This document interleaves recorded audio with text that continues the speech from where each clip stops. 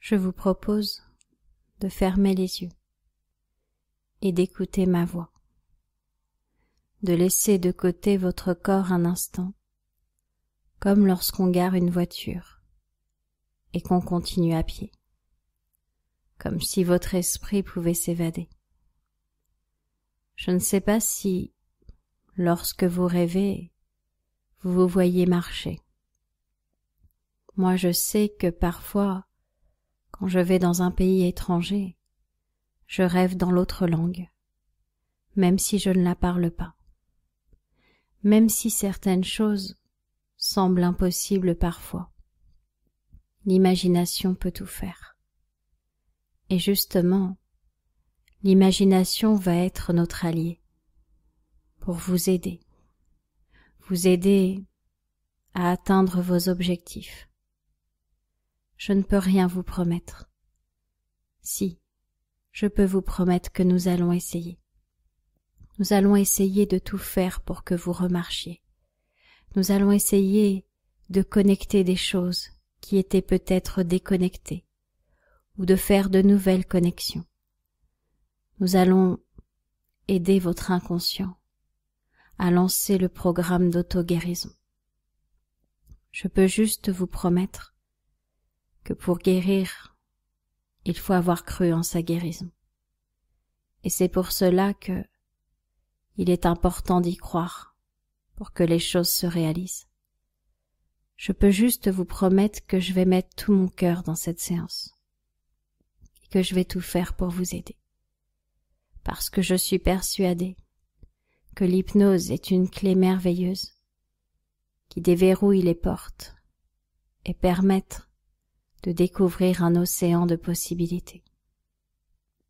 Alors, si par moment vous vous reconnaissez dans des histoires, c'est peut-être tout simplement parce qu'elles ont quelque chose de magique, quelque chose de subliminal, des messages cachés que seul votre inconscient va repérer, pendant que votre conscient pourra tout simplement se laisser bercer par les histoires que je vais lui raconter. Justement, j'aimerais vous raconter l'histoire d'un petit garçon qui habitait un village éloigné de grandes villes. Et puis un jour, il y a un virus. Tout le monde tombe malade, sauf lui. Il est le seul à pouvoir aller chercher de l'aide à l'extérieur. Je dois vous avouer qu'il a un peu peur. Il ne s'est jamais éloigné du village. D'ailleurs, c'est vrai qu'à son âge, on n'a pas encore fait grand-chose sans ses parents. Mais ils sont là, allongés, mourants. Et il faut absolument qu'il aille chercher de l'aide dans une autre ville plus grande, où des médecins pourront l'aider. Alors il se prépare un sac à dos, avec de quoi manger. Il ignore combien d'heures peuvent les séparer. Il avance. Il avance et il découvre une route effondrée. Il ne peut pas passer. Il ne peut pas la contourner. Alors il se dit que peut-être il va devoir rentrer au village. Quelque part ça l'arrange, parce qu'il avait très peur d'aller plus loin. En même temps, il se sent coupable de faire demi-tour à cet endroit. Alors il a une idée. Peut-être que s'il glissait, s'il se blessait, les autres pourraient l'excuser de ne pas aller jusqu'au bout de la route pour chercher du secours. Il faut dire qu'il s'imagine qu'il y a des monstres un peu partout qui vont le dévorer et qu'il préfère légèrement se blesser plutôt que d'être dévoré par les monstres que la vie pourrait lui envoyer. Il commence à faire demi-tour et puis il pense à tous les gens qu'il aime et il se dit qu'il y a forcément une autre route. Alors il commence à chercher. Il se laisse guider par son instinct et il découvre un peu plus loin une route complètement envahi par les ronces. Il hésite.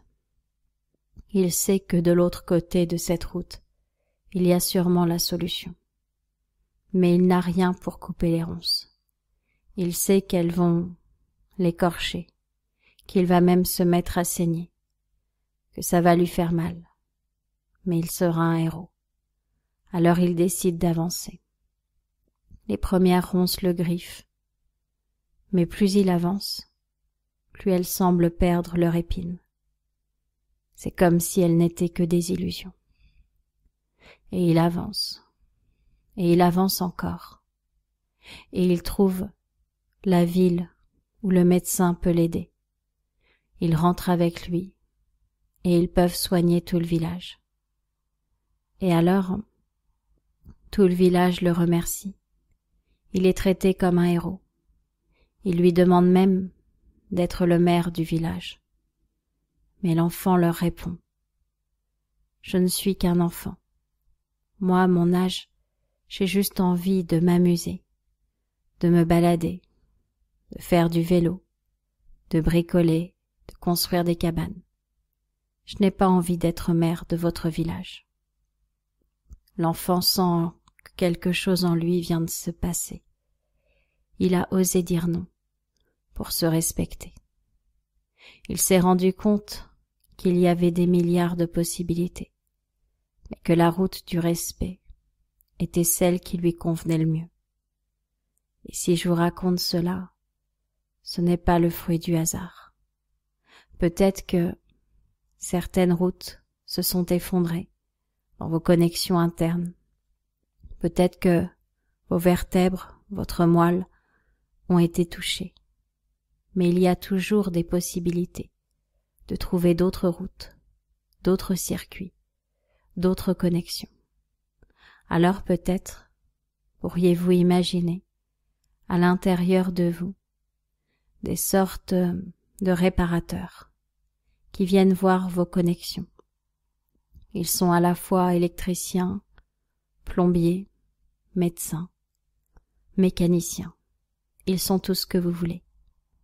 Imaginez, ils viennent voir toutes les connexions et ils essayent de trouver des déviations, d'autres routes possibles pour pouvoir permettre à votre corps de refonctionner autrement, différemment.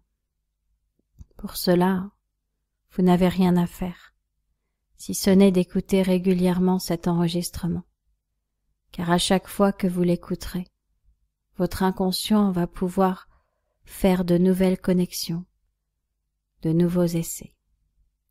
J'aimerais maintenant vous raconter une autre histoire.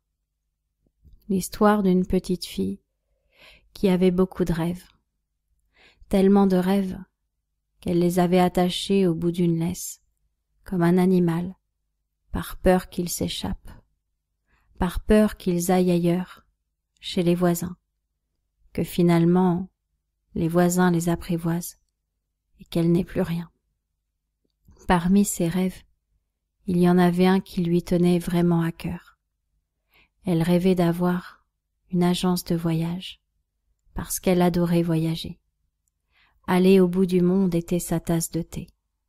Rencontrer d'autres personnes. Il faut dire qu'elle avait eu la chance d'avoir un grand-père globe-trotter. Elle avait eu la chance de rencontrer d'autres cultures. Vraiment, elle était heureuse. Et voilà que tout se passa comme elle le souhaitait. Elle fit les études appropriées, monta son agence de voyage, qui était un peu différente de ce qu'on trouvait d'habitude, parce qu'elle emmenait uniquement des petits groupes dans des endroits désertés par les touristes. C'était une très bonne idée. Tout allait parfaitement, les premiers temps. Et puis à un moment, le chiffre d'affaires commença à dégringoler. Je ne sais pas pourquoi ni comment, mais elle était en train d'échouer dans son projet. Elle n'osait le dire à personne. Une fois aux tribunaux, pour déposer le bilan, elle fit semblant de continuer à aller travailler chaque matin. Elle le faisait pour ses parents. Elle leur faisait croire tout simplement que tout allait bien. Elle avait tellement peur de les décevoir. Comment gâcher son propre rêve? Mais plus elle se culpabilisait d'avoir échoué, et plus sa santé se fragilisait. Elle se mettait comme à se recroqueviller, tel un escargot sur elle-même, dans sa coquille. Elle sortait de moins en moins, et ce qu'elle aimait tant, ce qui la faisait tant vibrer, c'est-à-dire voyager, devenait impossible pour elle, parce qu'elle restait là, à longueur de journée. Et puis un jour comme aujourd'hui, elle s'est pardonnée. Elle a réalisé qu'elle était humaine et que cet échec, finalement, n'était qu'une expérience dans sa vie, qu'elle allait s'en servir pour faire autrement. Elle décida d'annoncer la vérité aux gens et de changer ce qu'il y avait à changer. Et je ne sais pas si cela s'est produit rapidement, parce que souvent le changement arrive très rapidement après le déclic. Ce que je sais, c'est qu'elle a monté une autre entreprise, quelque chose de nouveau, d'innovant. Elle s'est servie de ses erreurs d'avant, de son expérience, pour pouvoir s'améliorer. Et je sais qu'aujourd'hui, son agence de voyage marche énormément. Oui, vous savez ce verbe marcher qu'on utilise quand quelque chose fonctionne bien. Ça marche. Eh bien peut-être que vous aussi, vous allez permettre à votre machine qui est votre corps de mieux marcher pour marcher. Et pour cela, il est important de pouvoir vous visualiser à nouveau en train de marcher. Peut-être que vous pourriez même imaginer l'énergie qui circule dans tout votre corps. Une énergie comme une lumière dorée, une poussière d'étoiles comme une fée pourrait en déposer. Imaginez cette circulation dans tout votre corps.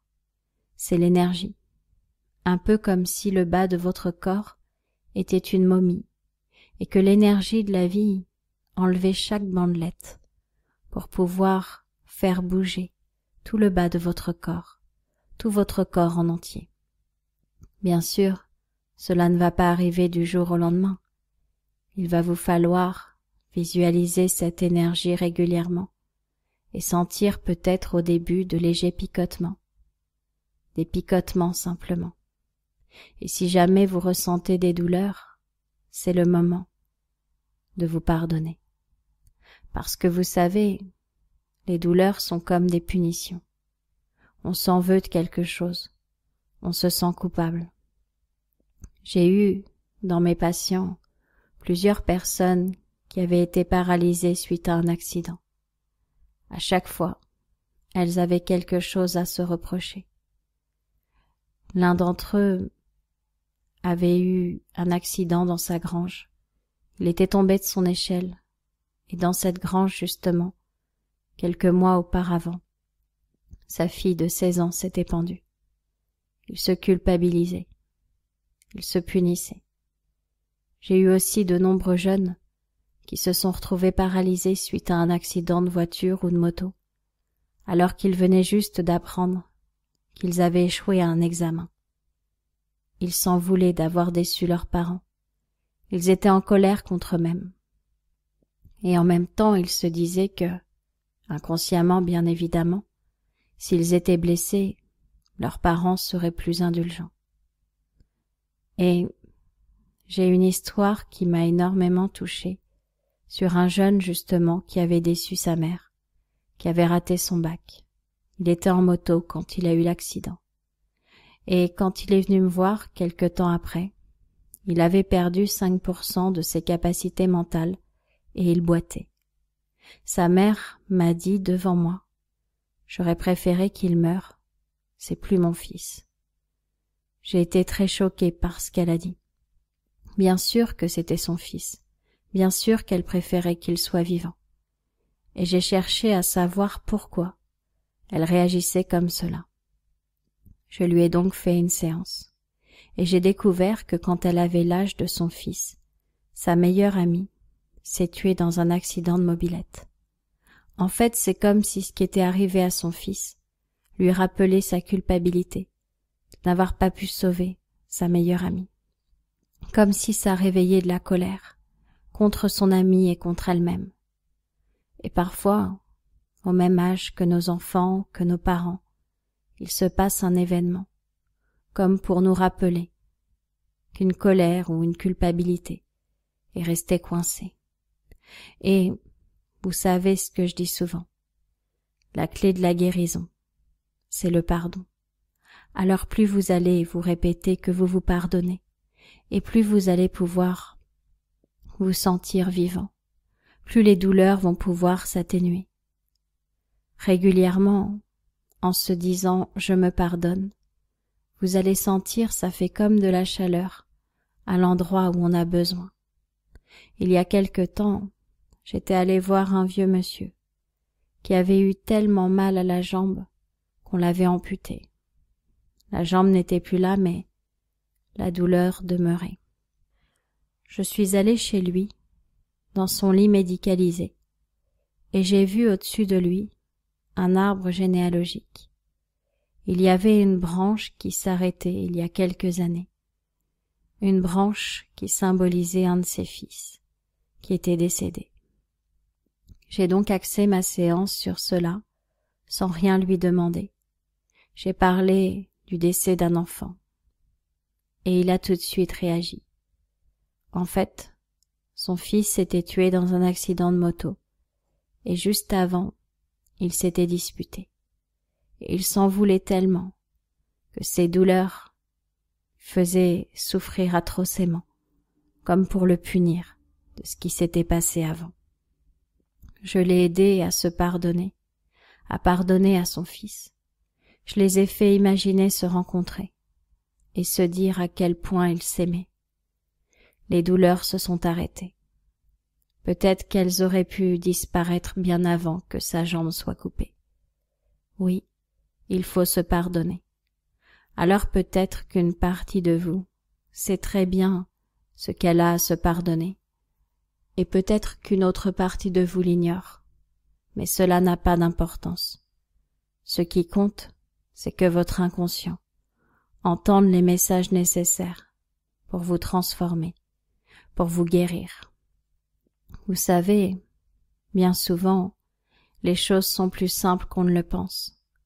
Notre corps ne fait que réagir aux émotions que nous n'avons pas pu dire, pas pu transmettre, pas pu exprimer. Et peut-être qu'à partir de maintenant, vous pourriez sentir qu'à l'intérieur de vous, une graine de changement vient d'être plantée, et que chaque écoute contribuera à l'arroser. Vous savez, parfois, les gens me disent « Qu'est-ce que je donnerais pour être comme avant la maladie, avant l'accident ?» Et je leur réponds que si leur objectif est d'être comme avant, alors ils ne guériront jamais. Parce que justement la maladie ou l'accident sont arrivés pour leur faire comprendre que quelque chose n'allait pas dans leur vie. S'ils sont paralysés, c'est justement pour qu'ils fassent un point sur leur vie, pour qu'ils arrêtent de foncer droit dans le mur. Cette paralysie est comme un sas de décompression qui permet d'observer la situation autrement. Elle permet aussi d'avoir l'excuse de ne plus continuer dans cette voie-là. Si vous saviez le nombre de coiffeuses qui ont fait des allergies à leurs produits, le nombre de boulangers qui ont fait des allergies à leur farine, le nombre de chauffeurs routiers qui a eu une sclérose en plaques pour les paralyser au niveau des jambes, notre corps parle, et parfois il nous donne l'excuse nécessaire pour s'arrêter, pour arrêter de faire quelque chose qui nous déplaisait, mais qu'on n'arrivait pas à assumer. Peut-être que votre corps vous a rendu un service en vous paralysant, en vous empêchant de continuer dans la direction que vous aviez prise. Alors, si vous voulez guérir, il ne faut pas avoir l'objectif que ce soit comme avant. Il faut avoir l'objectif que ce soit mieux qu'avant. Je vais donc demander à votre inconscient de faire en sorte de trouver quel chemin vous voulez prendre. J'ai eu il y a quelques années un homme qui avait fait une sclérose en plaques, qui était chauffeur routier, et qui en avait ras-le-bol de son métier. Je l'ai aidé, il allait beaucoup mieux, et 1 semaine avant de reprendre son travail, il est arrivé avec une canne et des douleurs atroces. Nous avons fait la séance et il a compris qu'en réalité, il était devenu allergique à son métier. En prenant conscience de cela, il s'est relevé. Toutes les douleurs avaient disparu. Il n'avait plus besoin de sa canne. Il était guéri comme un miracle. C'est juste qu'il avait décidé que sa vie ne serait pas comme avant. Elle serait mieux qu'avant. Alors c'est cela votre objectif, que votre vie soit mieux qu'avant l'accident, que votre vie soit plus agréable, que vous soyez davantage à votre place. Si vous voulez guérir, il vous faut un objectif qui soit mieux qu'avant. Il faut changer des choses dans votre vie. Peut-être changer de travail, changer de maison, changer de compagne, j'en ne sais rien. Votre inconscient le sait. Il sait que la situation dans laquelle vous étiez auparavant n'était pas la meilleure des situations, et il peut arranger ça. Vous pouvez décider d'être plus heureux qu'avant l'accident. Vous pouvez décider de mettre en place les changements nécessaires pour pouvoir vous sentir à votre place maintenant. Votre inconscient va faire tous les changements nécessaires, les reconnexions. Et régulièrement, vous allez penser à ces petits bonhommes à l'intérieur de vous. Comme dans le dessin animé « Il était une fois la vie ». Ils vont réparer, reconnecter, faire de nouveaux branchements, des déviations, pour que la partie basse de votre corps puisse à nouveau fonctionner. Et je ne sais pas si vous allez d'abord sentir quelque chose dans le bassin ou dans un des pieds. Ce que je sais, c'est que si vous y croyez, alors votre inconscient va pouvoir lancer ce programme d'auto-guérison pour vous permettre d'être plus heureux qu'avant l'accident. D'ici quelques instants, vous allez pouvoir revenir à la réalité. Vous pourrez écouter cette séance aussi souvent que vous le souhaiterez. Et à chaque fois, vous vous répéterez « Je me pardonne, je me pardonne ». Ce pardon va répandre une chaleur à l'intérieur de votre corps, va répandre la vie. La vie va circuler en vous de la tête aux pieds, des pieds à la tête, et vous allez pouvoir être heureux, plus heureux qu'avant. Quand vous le souhaiterez, vous pourrez réouvrir les yeux, tout simplement. Je vous souhaite d'être vraiment heureux.